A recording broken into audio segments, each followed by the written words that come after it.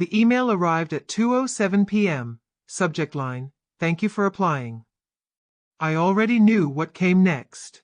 After careful consideration, we've decided to move forward with other candidates. I stared at those words until they blurred.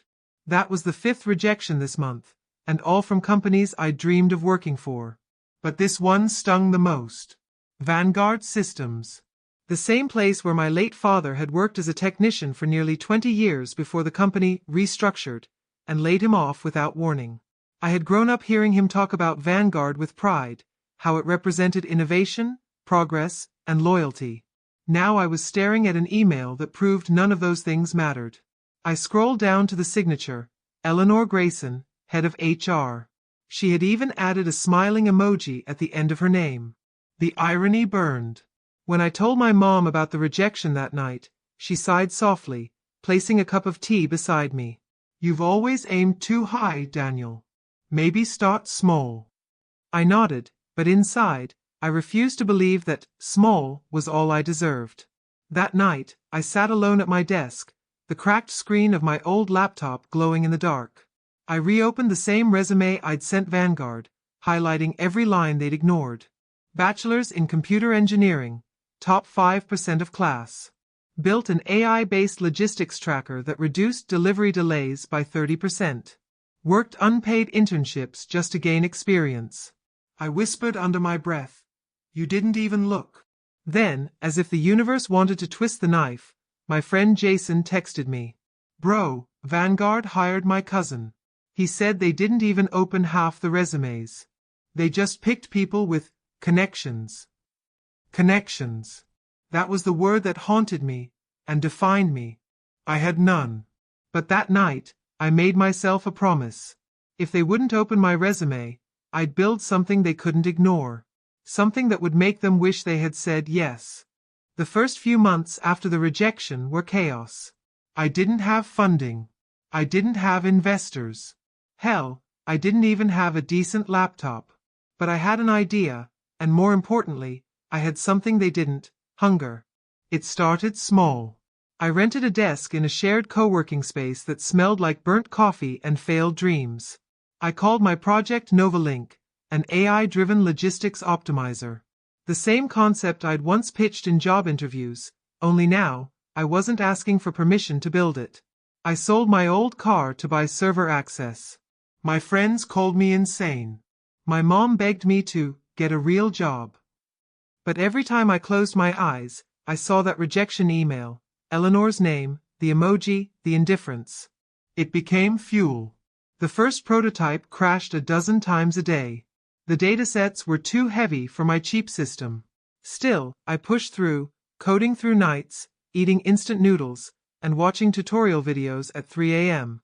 Then came the first spark. A local courier company agreed to test Novalink's beta version.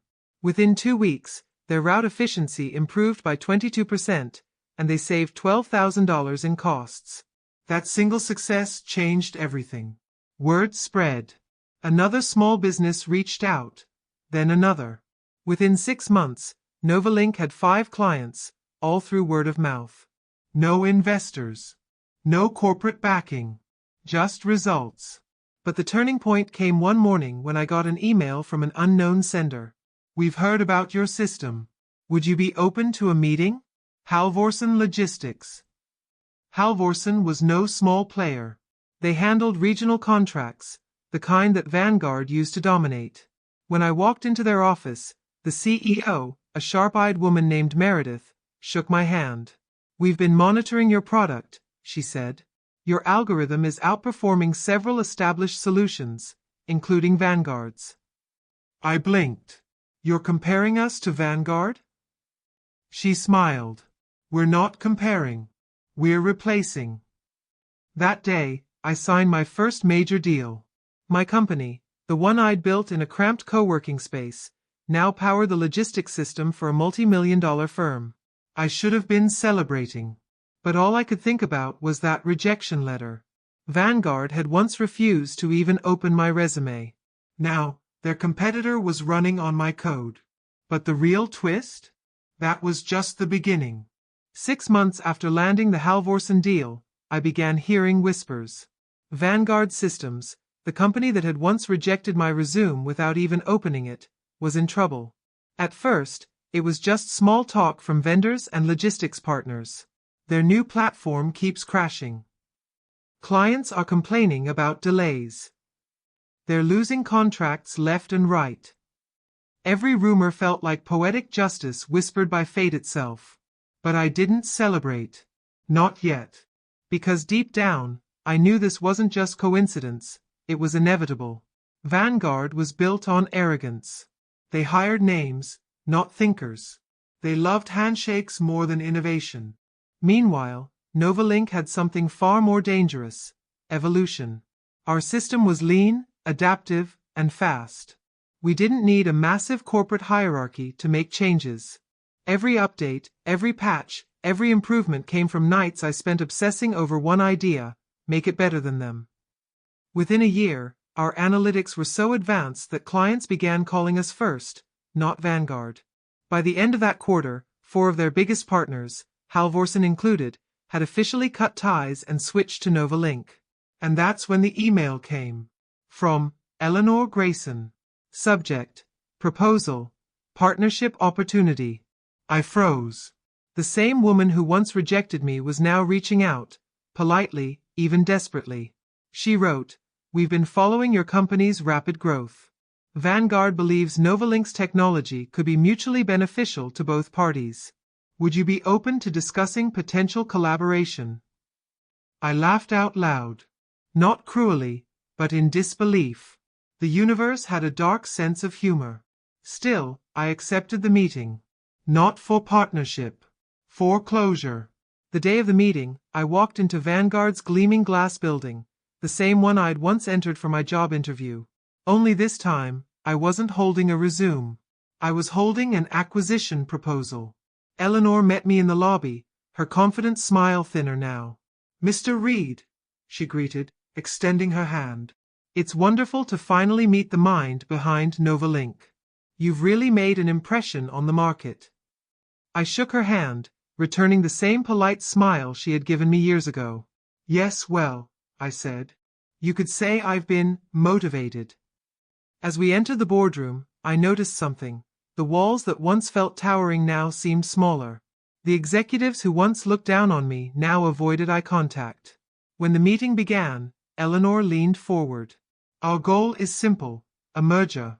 We believe our legacy, combined with your innovation, could create an industry leader." I nodded slowly, then opened my laptop. "Interesting. Because my offer is a little different." Their CFO frowned. "Offer." I clicked to the first slide of my presentation. Acquisition proposal: Novalink to acquire Vanguard Systems. For a full 5 seconds, no one breathed. Then, a stunned voice broke the silence. "You're proposing to buy us?" I looked Eleanor directly in the eyes. "No," I said calmly. "I'm proposing to fix what you broke." Silence filled the boardroom like a storm cloud about to break. Eleanor blinked at the slide, then forced a nervous laugh. "Mr. Reed, I think there's been a misunderstanding." "You can't possibly mean—" "Oh, I do," I said quietly. Vanguard's market value dropped 48% this quarter. Your debt-to-asset ratio is upside down, your clients are leaving, and your investors are restless. Novalink, on the other hand, has doubled its valuation in 6 months. So yes, Eleanor, I'm buying you. The CFO cleared his throat. Even if that were true, you don't have the liquidity to. I clicked again. The next slide showed a list of investors, all with confirmed commitments. Halvorsen, Stratcom Freight, Finsight Partners, collectively worth over $600 million in available capital. Eleanor's jaw tightened. I leaned back, calm. "I learned something after your rejection," I said. "Power doesn't come from getting hired. It comes from building something worth hiring." The board members exchanged glances. The legal advisor whispered, "If he's serious, this might actually save us." The next 2 weeks were a blur of negotiations. Lawyers. Accountants. Endless meetings. Vanguard's stock had been sliding for months, and their leadership was desperate. Eventually, the inevitable happened. Novalink officially acquired 51% of Vanguard Systems shares. When the deal closed, my phone buzzed with a news alert. Tech underdog Novalink acquires former industry giant Vanguard Systems. I stared at the headline for a long moment. 4 years ago, they hadn't even opened my resume. Now, I own their company. The next morning, I walked into Vanguard headquarters again. This time, not as a guest, but as CEO. The staff gathered in the lobby as cameras flashed. Some clapped, some stared in disbelief. Among them, I spotted a familiar face, the HR manager who'd once sent my rejection email. "Mr. Reed," she stammered, "congratulations. We're all thrilled about this merger." "Thank you," I said evenly. "And please, call it what it is. A takeover." A hush fell. I took the stage, microphone in hand. 4 years ago, I applied to this company. I didn't get the job. But that rejection became the best thing that ever happened to me. Because it reminded me that innovation isn't found in resumes. It's built in garages, in backrooms, and in people you underestimate. The room erupted with applause, hesitant at first, then genuine. Even Eleanor, standing in the corner, looked down and smiled bitterly, perhaps realizing how completely the tide had turned.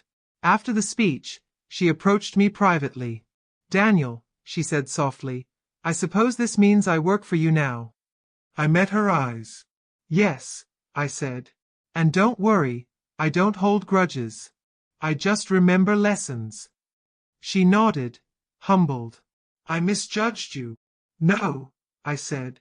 "You judged who I was. You just didn't see who I'd become." That evening, I stood in my new office, the same one where I'd once begged for a chance. The same view. The same city lights. Only this time, the desk had my name on it. Daniel Reed, Chief Executive Officer, Vanguard Nova Systems. I ran my fingers over the engraved nameplate and whispered to myself, "Guess you opened my resume after all." 6 months later, the building that once symbolized rejection had become something else entirely. Gone were the rigid office cubicles and outdated systems. In their place stood collaborative workspaces, buzzing with new energy. Vanguard Nova Systems, the name we chose after the merger, wasn't just surviving. It was thriving. Our innovation lab was expanding faster than I ever imagined. The same people who once rolled their eyes at small ideas were now pitching them eagerly. And the best part?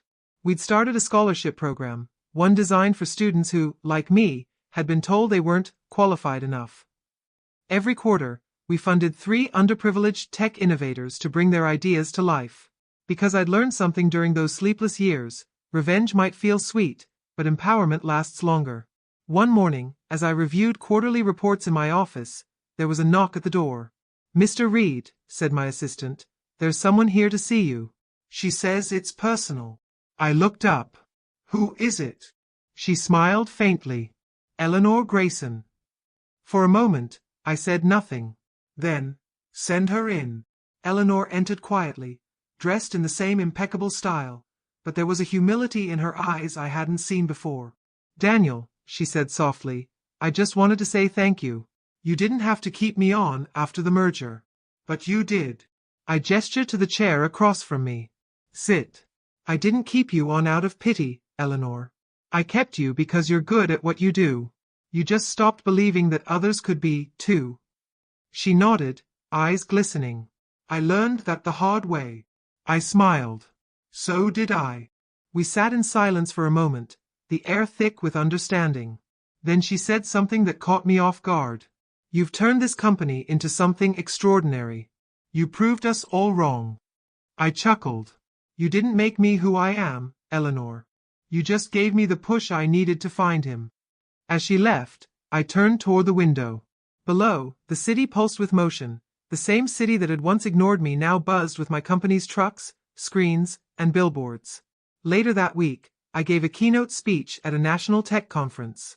The same event Vanguard used to sponsor, back when I couldn't even afford the entry ticket. I stepped on stage to a crowd of thousands. Cameras flashed. My face appeared on screens 10 stories high. I took a breath, adjusted the mic, and began.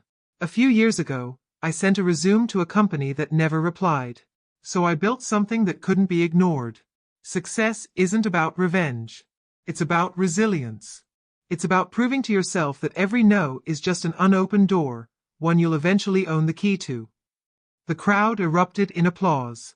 Somewhere in the front row, I saw a group of young entrepreneurs, the same hunger in their eyes that once burned in mine.